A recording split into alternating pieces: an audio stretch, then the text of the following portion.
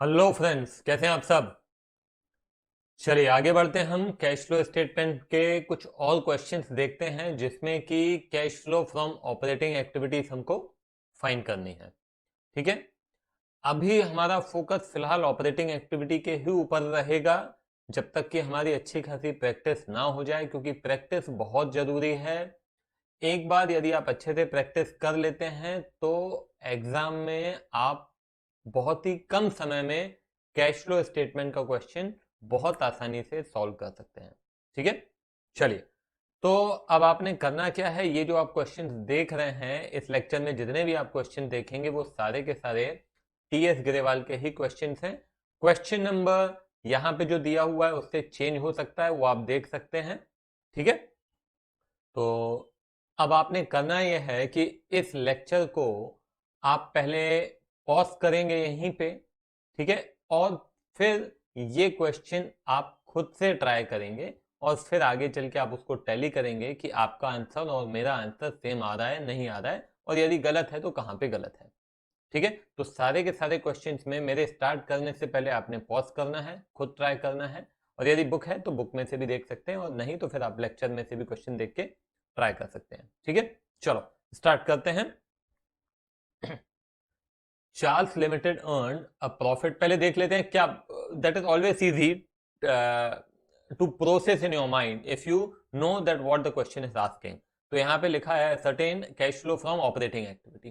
ठीक है ना, तो हम उसी हिसाब से अब यहाँ पे मार्किंग करते चलेंगे। ठीक है, आपने मार्किंग पेंसिल से करना है जो आपकी बुक रहेगी उसके अंदर। ठीक है, तो Charles limited earn a profit of 1 lakh after charging depreciation of 20,000। तो ये आपका O1 में आएगा सबसे पहले। आफ्टर चार्जिंग डेप्रिसिएशन ऑफ 20,000 है, डेप्रिसिएशन किधर आता है, O2 में आता है। And transfer to general reserve of 30,000, ये आता है O1 में, ध्यान होगा। ठीक है ना, एक बार मैं याद दिला देता हूं क्या क्या आता है O1 में। O1 में आता है reserve, dividend, tax and extra ordinary items. ठीक है, ये ध्यान रखिएगा आप। और उसके बाद है गुडविल अमोर्टाइज्ड है, ये आपका O1 है। Gain on sale of machinery 3,000, sorry ये आपका O2। Gain on sale of machinery O2। Other information available is changes in the value of current asset and current liabilities. तो ये आपका आता है O3। ट्रेड रिसीवेबल्स बढ़ गया है, ये O3 में आएगा। ट्रेड पेबल्स O3 में आएगा। प्रीपेड एक्सपेंस बढ़ गए हैं, O3 में आएगा। आउटस्टैंडिंग एक्सपेंस O3 में आएगा।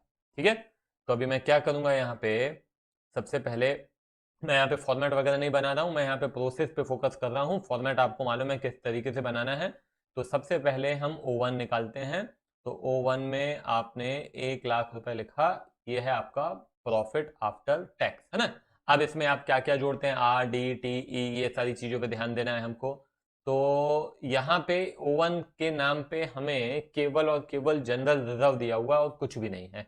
तो हम क्या करेंगे, ये 30,000 ये ऐड कर देंगे। क्या ऐड कर देंगे, जनरल रिजर्व। तो ये आ जाता है 1,30,000। ये क्या आया बता सकते हैं क्या, ये आया बेटा PBT, है ना, PBTE। ये हो गया। अब हमको O2 एडजस्ट करना है। तो O2 में आप देखिए यहाँ पे सबसे पहले डेप्रिसिएशन है 20,000 का। तो 20,000 का डेप्रिसिएशन ऐड किया, ऐड डेप्रिसिएशन। फिर उसके बाद है आपका गुडविल का अमोर्टाइजेशन हुआ है 7,000। तो ये अमोर्टाइजेशन भी ऐड हुआ है। उसके बाद है gain on sale of machine. तो ये आपके प्रॉफिट को बढ़ाया है तो इसे माइनस करना पड़ेगा, है ना। O2 ध्यान है ना बेटा। O2 में हम क्या करते हैं, O2 में हमारे जो नॉन कैश और नॉन ऑपरेटिंग आइटम्स हैं उनको एडजस्ट करते हैं। ठीक है, तो ये गेन हो गया आपका। O2 में और कुछ दिख रहा है क्या, ये O2 में केवल 3 चीजें हैं, 1 2 3। यहाँ पे आप गिनती भी कर सकते हैं, इजी हो जाता है कि अगर गलती हुई है तो तुरंत यहाँ पे समझ में आ जाता है कहाँ गलती हुई है। तो 130, 150, 157 एंड -3, तो हो जाता है 1,54,000। ठीक है, ये क्या कहलाता है, ये कहलाता है operating profit before working capital changes. ठीक है, याद है। ओके, अब उसके बाद आखिरी आता है ना, change in current assets and current liability का एडजस्टमेंट। तो यहाँ पे उसके लिए आप हमेशा कंफ्यूजन ना हो, स्पीड अच्छी हो, तो आप यहाँ पे लिख सकते हो क्या, ये डेल, ठीक है, इसको प्लस करना है, इसका ऑपोजिट लेके आइए, तो ऑपोजिट क्या हो जाएगा, IADL, इसको क्या करना है, माइनस करना है, ठीक है ना। चलो, तो अभी मैं क्या करूंगा, यहाँ पे देखना है हमको trade receivables. Trade receivables increase हुआ है, ट्रेड रिसीवेबल्स क्या है, करंट एसेट है, करंट एसेट इंक्रीज हुआ है, current asset increase in asset, क्या करना है, माइनस करना है, तो -3000, ठीक है ना। ये क्या है, ट्रेड रिसीवेबल्स। पहले प्लस प्लस लिख लेना, फिर माइनस माइनस लिख लेना, ठीक है, फॉर्मेट में जब आप करेंगे तो। और यहाँ पे है ट्रेड पेबल्स इंक्रीज हुआ है 6000 से, ट्रेड पेबल्स आपका लायबिलिटी है, ठीक है। तो ट्रेड पेबल्स आपका लायबिलिटी इंक्रीज हो रही है, तो ये लो इंक्रीज हो रही है 6000, तो 6000 आपने ये प्लस कर दिया, ठीक है। इसको ऑर्डर में रखिएगा, प्लस पहले माइनस बाद में, तो उसमें क्या होगा कि सामने वाले को चेक करने में भी आसानी होगी और थोड़ा सिस्टमेटिक लगेगा। Prepaid expense is an increase of 200, तो इंक्रीज इन एसेट है, इंक्रीज इन एसेट क्या करते हैं, माइनस करते हैं, तो -200, ठीक है। ये क्या है, आपका प्रीपेड है।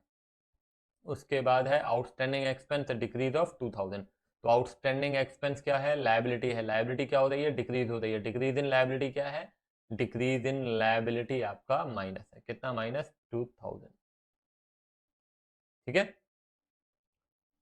तो ये है आपका आउटस्टैंडिंग। चलो, तो 154 -3000 +6000 -200 -2000, तो ये आता है 1,54,800। डन, क्लियर है, सिंपल है, ठीक है। तो उम्मीद करता हूँ कि आप लोगों का भी आंसर आ गया होगा, और सीधे आते हैं हम अगले क्वेश्चन पे। अगला क्वेश्चन भी आप ट्राई करें। ये अगला क्वेश्चन, इसमें क्या कुछ डिफरेंस है, एक सेकेंड, सिमिलर दिख रहे हैं ये दोनों क्वेश्चन।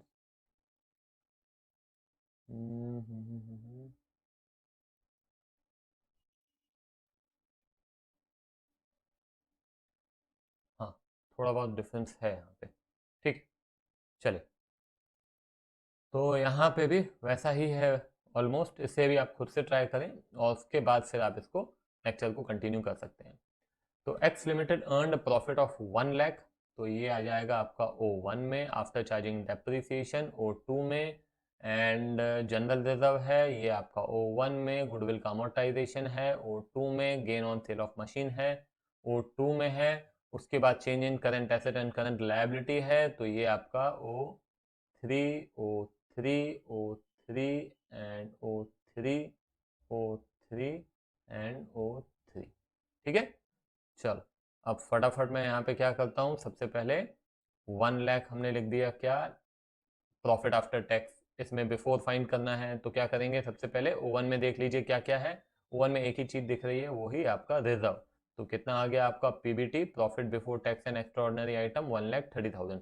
इसमें अब क्या करना है, O2 देख लीजिए, O2 कहाँ कहाँ है, O2 मेरे को दिख रहा है, O2 सबसे पहले डेप्रिसिएशन है, तो O2 डेप्रिसिएशन 20,000, ये मैंने ऐड कर दिया, अमोर्टाइजेशन 7,000, ये भी मैंने ऐड कर दिया, ठीक है। O2 में और बचता है gain on sale of machine, तो हम वैसे क्या करते हैं यहाँ पे, ध्यान रखिएगा, O2 में भी पहले प्लस प्लस फिर माइनस माइनस, तो यहाँ पे वैसे क्या करना चाहिए, ये आपको यहाँ पे 20 एंड 7 लिख के यहाँ पे इकट्ठा आपको 27 लिखना चाहिए, वैसे ऐसे किया जाता है, ठीक है ना, ठीक है।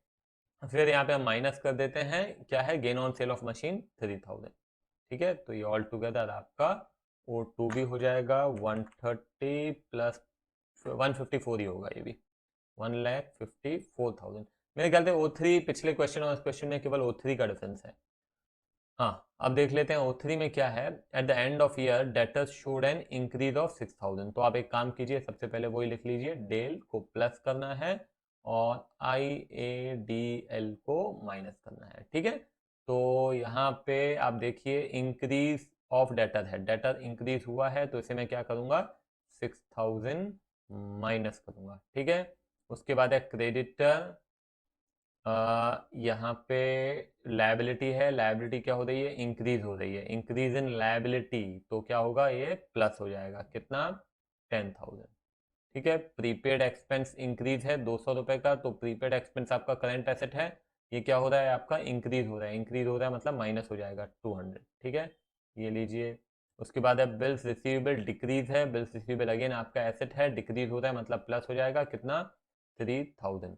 बिल्स पेबल क्या है, डिक्रीज हो रहा है 4000 रुपए से, बिल्स पेबल क्या है, आपकी लायबिलिटी है, लायबिलिटी क्या हो रही है, डिक्रीज हो रही है, तो डिक्रीज इन लायबिलिटी क्या होगा आपका, माइनस हो जाएगा 4000। ठीक है, और अंत में आउटस्टैंडिंग एक्सपेंस भी, जो कि एक लायबिलिटी है, और ये भी आपकी क्या हो रही है, डिक्रीज हो रही है, तो डिक्रीज ये भी आपका माइनस हो जाएगा 2000। ठीक है, बस हो गया। चलिए टोटल करके देखते हैं, 154 minus 6000 plus 10,000 minus 200 plus 3000 minus 4000 minus 2000, तो इसका भी आंसर आपका सेम ही आ रहा है, 1,54,800, जो कि पिछले क्वेश्चन का आंसर था। ठीक है, क्लियर है, समझ में आ गई बात। चल, now let's come to the next question. इसे भी आप क्या करेंगे, पॉज करेंगे और खुद से ट्राई करेंगे। अगर आपको लगता है कि नहीं पढ़ने से ही कहीं दिक्कत जा रही है, तो डेफिनेटली आप लेक्चर कंटिन्यू कर सकते हैं, अदरवाइज खुद से कंप्लीट ट्राई करने के बाद इसे कंटिन्यू करें। Let's see. Sunrise limited reported net profit after tax of 6,40,000 for the year ended. हमें फाइंड क्या करना है, देख लो, ऑपरेटिंग एक्टिविटी से कैश फ्लो करना है। तो मैं क्या कर रहा हूं यहाँ पे सबसे पहले मैं मार्किंग कर लेता हूँ, ये आपका O1 है। इन्वेंट्रीज, इन्वेंट्रीज आपको मालूम है किधर आता है, O3, trade receivables O3, O3, O3। Provision for tax पिछले साल का भी दिया है, इस साल का भी दिया है। अब इसको मैं थोड़ा सा आपको एक्सप्लेन जरूर कर देता हूँ, प्रोविजन फॉर टैक्स को ध्यान दीजिएगा, बहुत अच्छे से ध्यान देंगे। प्रोविजन फॉर टैक्स का अकाउंट किस तरह से बनाया जाता है, इसको आप बना भी लीजिएगा अपने पास। ये पूरा मैं आपको एक्सप्लेन, यहाँ पे टी शेप लेजर में बना रहा हूँ प्रोविजन फॉर टैक्स का। प्रोविजन फॉर टैक्स, देखो क्या होता है, यहाँ पे आपको पिछला बैलेंस भी दिया है, ये आपका करंट बैलेंस दिया है। प्रोविजन कोई भी है उसका बैलेंस हमेशा क्या रहेगा, क्रेडिट बैलेंस रहेगा। तो मैं यहाँ पे लिखूंगा बाय बैलेंस ब्रॉड डाउन, ये पिछले साल का है, कितना, 15,000। ये इस साल का है, तो ये मैं यहाँ पे लिखूंगा टू बैलेंस कैरी डाउन। ठीक है ना, ये पिछले साल का आप देख रहे हैं, ये मतलब ओपनिंग बैलेंस हुआ, ये आपका क्लोजिंग बैलेंस हुआ, तो ये ओपनिंग बैलेंस इधर लिखा, ये क्लोजिंग बैलेंस लिखा। कोई दिक्कत है इसमें, इसमें मेरे ख्याल से कोई दिक्कत नहीं होनी चाहिए। ठीक है, अब देखो, अब इसके अलावा क्या इंफॉर्मेशन क्वेश्चन के अंदर दिया हुआ है, मैं एक काम करता हूं यहाँ पे आपको समझाने के लिए, ये प्रीवियस ईयर और ये आपको करंट ईयर लिख दे रहा हूँ। ठीक है, क्लियर है, तो ये आप बना लीजिएगा इसको अच्छे से, आपको समझ में आना बहुत जरूरी है। तो ये हमारे पिछले साल का टैक्स का अनुमान था, और इस साल का हमारा टैक्स का अनुमान है 20,000। अगर कुछ इन्फॉर्मेशन नहीं दी हुई है हम यही मानते हैं, और हम ये भी मानते हैं अगर कोई इन्फॉर्मेशन नहीं दी हुई है कि ये जो पिछले साल का टैक्स का अनुमान लगाया था, अगर कोई इन्फॉर्मेशन नहीं दी हुई है, ध्यान रखिएगा, तो ये 15,000 जो पिछले साल का टैक्स का अनुमान लगाया था वो हमने पे कर दिया होगा इस साल में, इस साल में हमने उसको पे कर दिया होगा। तो हम लिखेंगे टू कैश। अगर कुछ नहीं लिखा है तो, यदि केवल और केवल एक ही साल का प्रोविजन फॉर टैक्स दिया हुआ है, केवल इस साल का 20,000 होता, तो हम मानते कि 20,000 का ही प्रोविजन बना और 20,000 का ही प्रोविजन पे भी कर दिया, अगर केवल और केवल इस साल का होता तो। मगर यहाँ पे पिछले साल का और इस साल का दोनों दिया है, तो हम क्या मानते हैं, हम ये मानते हैं, अगर कोई इंफॉर्मेशन नहीं दी हुई है, कि ये पिछले साल का जो प्रोविजन, ये जो अनुमान लगाया था हमने टैक्सेशन का, वो हमने इस साल क्या कर दिया होगा, पे कर दिया होगा, है ना, पेड। ठीक है, तो ये जब पिछले साल का पे कर दिया, तो ये 20,000 का कहां से आ गया बैलेंस, अरे भाई ये साल का अनुमान लगाया होगा, तो हम यहां लिखेंगे बाय प्रॉफिट एंड लॉस। ये इस साल का हमारा अनुमान है 20,000, ये तो बैलेंस है, ये करंट ईयर का बैलेंस है, ये करंट ईयर का बैलेंस है, या फिर मैं इसको लिख दे रहा हूं क्लोजिंग बैलेंस, और इसको मैं लिख दे रहा हूं ओपनिंग बैलेंस, आप कंफ्यूज ना हो जाए। ओपनिंग बैलेंस है, ये प्रीवियस ईयर छोड़ दो, इसको भी छोड़ दो, ठीक है, तो ये क्या मैं लिख रहा हूं, ओपनिंग बैलेंस, क्लोजिंग बैलेंस, और ये प्रोविजन हमने इस साल बनाया है, ये इस साल हमने प्रोविजन बनाया है। ये दोनों सेम दिख रहा है, मगर हर क्वेश्चन में सेम होगा ऐसा जरूरी नहीं है। मैं इसको आगे फिर से डिस्कस करूंगा, आप चिंता मत कीजिए, मगर अभी जितना यहाँ पे जरूरी है उतना समझिए कि ये जो 15,000 रुपए है और ये 20,000, ये क्या है, ये आपका ओपनिंग बैलेंस है, ये आपका क्लोजिंग बैलेंस है, और ये 15,000 जो पिछले साल का प्रोविजन है वो हम मानते हैं कि यहाँ पे हमने पे कर दिया होगा, और ये 20,000 जो है ये इस साल का प्रोविजन बना होगा। ये कहां से आया, ये आपका बैलेंसिंग फिगर है, ये आपका बैलेंसिंग फिगर मैंने फाइंड किया, ठीक है ना। तो ये टू कैश मैंने कहां से लिखा, ये मानते हैं कि पिछले साल का पे कर दिया होगा। अब ये 20,000 है, तो कहां से आया 20,000, ये 20,000 का हमने प्रोविजन इस साल बनाया होगा, ठीक है। इसको आप नोट डाउन जरूर कीजिए, ये जरूरी है, ठीक है। तो मैं ये क्यों बता रहा हूं वो भी समझो।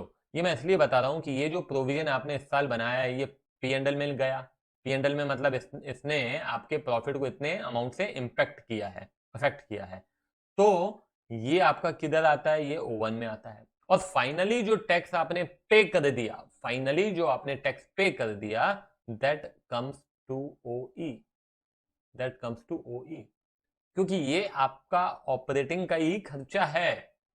तो ये एट द एंड हम क्या करते हैं, आपको ध्यान होगा ना, अभी इससे पहले भी हमने किया था कि ऑपरेटिंग के एंड में जाके इसको हमने माइनस कर दिया था। तो हमारे जो ऑपरेटिंग एक्टिविटी के ये जो कैश फ्लोस हैं उसे आखिरी में जाके ये इनको हम क्या करते हैं, जो टैक्स पेड है उसे घटा देते हैं।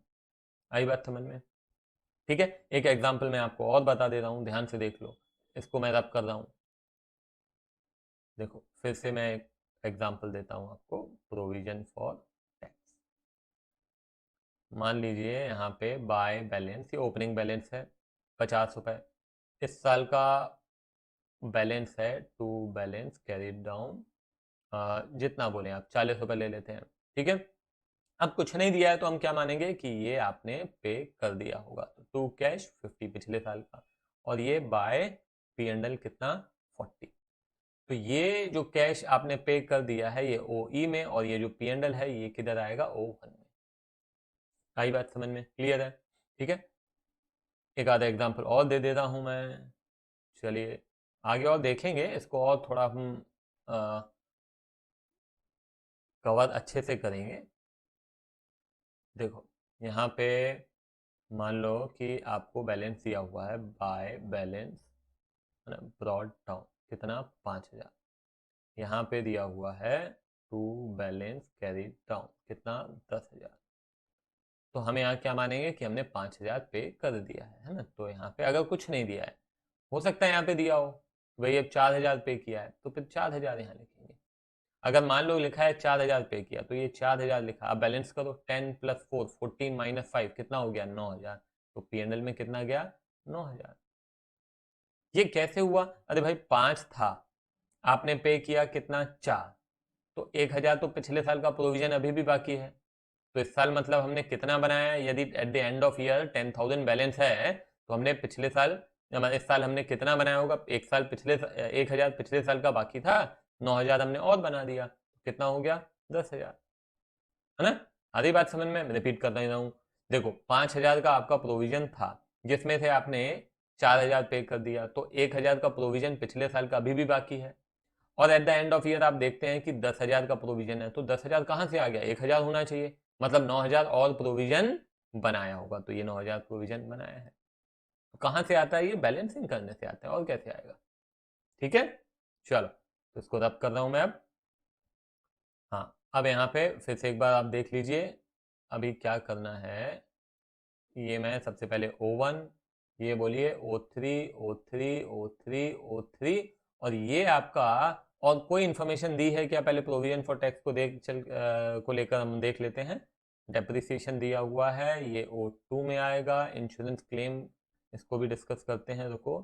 सेल ऑफ इन्वेस्टमेंट का गेन है, इसको भी आप O2 में लिखिए, ठीक है। और ये प्रोविजन फॉर टैक्स जो है, और कोई इन्फॉर्मेशन नहीं दी हुई है, तो ये जो प्रोविजन हमने बनाया है ये O1 में आएगा, और ये जो पिछले साल का है this will appear in OE। Account बनाने की जरूरत है नहीं, बनाना चाहे तो बना सकते हैं, कोई इशू नहीं है, मगर बनाने की कोई जरूरत फिलहाल नहीं है। ठीक है, आगे जरूरत पड़ सकती है, अभी नहीं पड़ेगी। ठीक है, ये O1 मैंने क्यों लिया, क्योंकि ये आपका प्रोविजन फॉर टैक्स है 20,000। ये 15,000 पिछले साल का इस साल पे कर दिया होगा और ये इस साल बनाया होगा। कुछ जरूरत नहीं है यहाँ पे कुछ करने की, फिर भी अकाउंट बनाना चाहते हैं तो बना सकते हैं। अब ये इंश्योरेंस क्लेम रिसीव्ड है। अब इंश्योरेंस क्लेम रिसीव्ड यहाँ पे कुछ मेंशन नहीं है कि इंश्योरेंस क्लेम जो है ये क्या है, ये एक्स्ट्रा ऑर्डिनरी आइटम है नहीं है, हमको कुछ नहीं मालूम है। तो हम अपने मन से नहीं मानेंगे कि एक्स्ट्रा ऑर्डिनरी आइटम का इंश्योरेंस क्लेम है। ठीक है ना। तो इसमें आप क्या करें, बड़ा सिंपल है। इसको आप कुछ दिया नहीं है और हम यहाँ पे क्या करेंगे, इस इंश्योरेंस क्लेम को सबसे पहले तो O1 में ले लेंगे और आखिरी में OE में माइनस कर देंगे। O1 जो हम ऐड करते हैं, है ना, रिजर्व, डिविडेंड, टैक्स, और ये इंश्योरेंस क्लेम मिला है तो हम इसको क्या कर देंगे, ऐड कर देंगे। और अंत में जाके OE में जिस प्रकार से आप इनकम टैक्स के साथ करते हैं, इनकम टैक्स भी आप क्या कर रहे हैं यहाँ पे आप इसको प्लस कर रहे हैं और आखिरी में जाके माइनस कर रहे हैं। उसी प्रकार से इंश्योरेंस क्लेम रिसीव्ड को भी आप पहले ये माइनस करेंगे और आगे चल के इसको प्लस करेंगे। अभी क्योंकि क्लेम मिल रहा है ना, तो कैश फ्लो हो रहा है, इनफ्लो हो रहा है, तो ये OE में अंत में क्या करेंगे, हम इसको प्लस कर देंगे और अभी इसको क्या करेंगे, माइनस करेंगे। दोनों करना है, जैसे इनकम टैक्स का हम ट्रीटमेंट करते हैं, रिफंड ऑफ टैक्स का भी ट्रीटमेंट करते हैं, उसी प्रकार से इसका भी ट्रीटमेंट हमें इसी प्रकार से करना पड़ेगा। ठीक है, चलो। हाँ, क्योंकि ये मैं मान क्या रहा हूं यहाँ पे कि ये इंश्योरेंस क्लेम किसका होगा, ये मैं मान रहा हूं कि इंश्योरेंस क्लेम ऑपरेटिंग एक्टिविटी का ही होगा। अगर ये ऑपरेटिंग एक्टिविटी का नहीं है और किसी का है तो फिर मैं OE में इसको नहीं ले आऊंगा, फिर मेरे को इसको कहाँ लेके जाना पड़ेगा, वो फिर इन्वेस्टिंग वगैरह एक्टिविटी से रिलेटेड होगा। तो अभी मेरे को क्या करना है, अभी मैं अज्यूम कर रहा हूँ कि ऑपरेटिंग एक्टिविटी से रिलेटेड है, इसलिए मैं इसको ऐड कर दे रहा हूँ। ठीक है, चलो। तो अभी क्या करते हैं, सबसे पहले मैं एक काम करता हूँ कि ये O3 में हम एक बार डिस्कस कर लेते हैं कि ये प्लस होगा कि माइनस होगा, ये डेल और ये IADL। ठीक है ना। तो ये 1,25 1,15 मतलब 10,000 से इन्वेंट्रीज क्या हो रहे हैं, 10,000 से इन्वेंट्रीज कम हो रहे हैं। तो डिक्रीज इन एसेट क्या करते हैं, ये हम ध्यान रखिएगा, डिक्रीज इन एसेट है, डिक्रीज इन एसेट को हम प्लस कर देंगे कितना, 10,000। ठीक है, ये आपका ट्रेड रिसीवेबल्स इंक्रीज हो रहा है, तो इंक्रीज को हम माइनस कर देंगे कितना, 40,000। फिर आइए ये 6,000 एंड 20,000, तो 14,000 से आपका अगेन ये भी एसेट है, बढ़ रहा है, तो इसको भी मैं माइनस कर दूंगा 14,000। और उसके बाद ये ट्रेड पेबल्स है 30,000, तो ट्रेड पेबल्स आपका 30,000 लायबिलिटी है और ये लायबिलिटी बढ़ रही है और ये बढ़ती है तो हम इसको प्लस करते हैं। ठीक है, तो चलो फटाफट अब देखते हैं हम यहाँ पे 6,40,000। मैं पेन का कलर चेंज कर देता हूँ। ठीक है, O1 में क्या क्या है हमारे पास, एक बार देख लेते हैं। सबसे पहले है प्रोविजन फॉर टैक्स हमारा 20,000 और इंश्योरेंस क्लेम हमको मिला है 50,000, इसको मैंने माइनस कर दिया। तो 640, 60, 6 लाख एंड 10,000, कोई दिक्कत नहीं है। उसके बाद आते हैं हम O2 में, तो O2 में डेप्रीसिएशन है, डेप्रीसिएशन है 55,000 का, इसको प्लस कर देते हैं। उसके बाद है gain on sale of investment है 20,000, इसको भी हम क्या कर देंगे, प्लस कर देंगे, सॉरी माइनस कर देंगे, गेन है। ठीक है, O2 में और कुछ आएगा क्या, नहीं O2 में कुछ नहीं आएगा, तो कितना हो गया ये O2, 665 माइनस 2645 है ना, 6,45,000। चलो, अब now what is the next step, 645, उसके बाद आप O3 में आ जाइए। तो O3 में इन्वेंट्रीज 10,000 प्लस करना है, 40, चलो 30,000 और प्लस कर देते हैं पहले, ट्रेड पेबल्स। ठीक है, ये आपका इन्वेंट्रीज, ये आपका ट्रेड पेबल्स, फिर आपका ट्रेड रिसीवेबल्स 40,000 से माइनस, और प्रीपेड है वो 14,000 से माइनस। ठीक है, 645 प्लस 10,000 प्लस 30,000 माइनस 40,000 माइनस 14,000 ये आ जाता है 6,31,000, ठीक है। 631, इसके बाद आइए आप OE, तो OE में 15,000 ये गया, ठीक है, और उसके बाद 50,000 रुपये हमारा आया, ठीक है। 631 माइनस 15,000 प्लस 50,000, 6 लाख एन आ रहा है 66,000। एक बार आंसर चेक कर लेते हैं, बिल्कुल सही है, 6,66,000 इज द करेक्ट आंसर। ठीक है, समझ में आया? तो बेटा प्रैक्टिस कीजिए, और कुछ नहीं है यहाँ पे, केवल और केवल एक ही चीज़ है, प्रैक्टिस प्रैक्टिस एंड प्रैक्टिस। हम फिर मिलते हैं आगे नए क्वेश्चन के साथ। Bye bye.